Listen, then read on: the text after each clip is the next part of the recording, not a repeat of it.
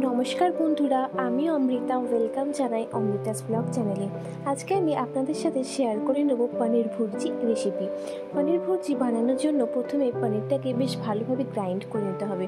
আমার কাছে গ্রাইন্ড করার জন্য যেহেতু বড় জিনিস ছিল না, তাই আমি ছোটোটার মধ্যে ভালোভাবে গ্রাইন্ড করে নিলাম।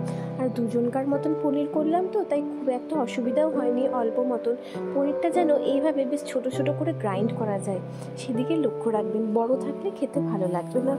এবারে আমি মশলা তৈরির জন্য নিয়ে নিলাম টমেটো, পরিমাণ মতো নিয়ে নিলাম। টমেটো, ক্যাপসিকাম এগুলো বেশ সুন্দরভাবে সরু সরু করে কুচি কুচি করে কেটে নিতে হবে।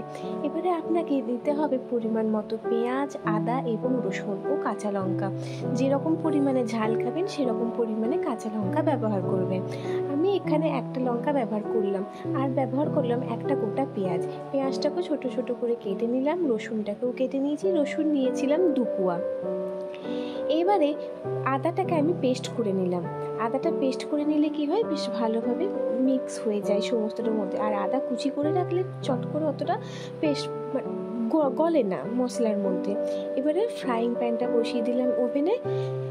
ফ্রাই প্যান গরম হয়ে এলে দিয়ে দেবো অল্প পরিমাণ সাদা তেল। এবার এটার মধ্যে দিয়ে দিলাম আমি গোটা জিরে দিয়ে দেওয়ার পর দিয়ে দিলাম পেঁয়াজ কুচিটা হালকা গরম হয়ে এলে এটার মধ্যে দিয়ে দেবো চিনি, যাতে রং হয়। চিনি দিলে এমনিতেই রং আসে মশলাতে।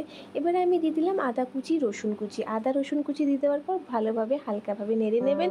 নাড়িয়ে চাড়িয়ে নেওয়ার পর এবারে আপনি এটার মধ্যে অ্যাড করে দেবেন কুচিয়ে রাখা টমেটো, ক্যাপসিকাম, লঙ্কা সমস্ত কিছু। এবারে আমি এটার মধ্যে দিয়ে দিলাম নুন পরিমাণ মতো, হলুদ পরিমাণ মতো, মিষ্টি এবং অল্প পরিমাণ মতো ম্যাগি মশলা।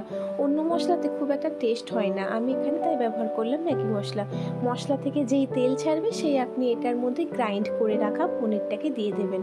পনিরটা দিয়ে দেওয়ার পর ভালো করে মিক্স করে হাফ কাপ পরিমাণ মতো জল দিয়ে ঢাকা দিয়ে রেখে দেবেন।